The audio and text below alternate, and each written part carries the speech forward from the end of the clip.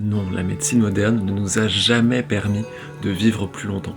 C'est un gros mytho, et même un mythe construit par les industriels pour se légitimer et se rendre indispensable. C'est Christopher Ryan qui en parle dans son livre Civilisé à en mourir. En gros, il explique déjà fondamentalement, avant il y avait beaucoup plus de mortalité infantile.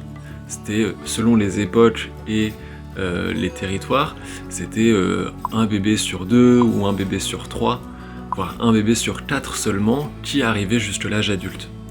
Et c'est terrible. Ceci étant dit, une fois que les bébés arrivaient à l'âge adulte, en fait la moyenne d'espérance de vie, elle était plutôt autour de 60-70 ans. Sachant qu'aujourd'hui on est à 80 ans.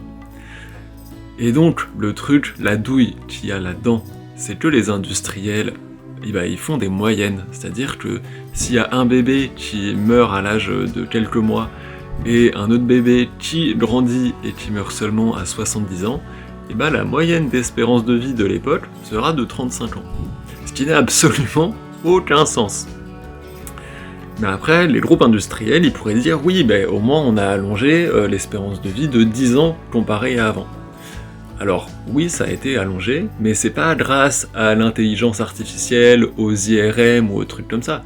En fait, l'augmentation de l'espérance de vie, à 95%, elle est due à des pratiques en fait d'hygiène assez classiques. Par exemple, se laver les mains, mettre en quarantaine les personnes malades, ou ne pas laisser des déchets à l'air libre dans la rue. En fait, c'est des savoirs qui n'ont pas besoin des ingénieurs et des grands patrons ou des laboratoires pharmaceutiques pour continuer à exister. C'est des savoirs qui sont populaires. Et le pire dans tout ça, le chiffre qui n'est pas du tout mis en avant, c'est que l'espérance de vie en bonne santé, elle est en train de diminuer parce qu'on est en train de se tuer au boulot.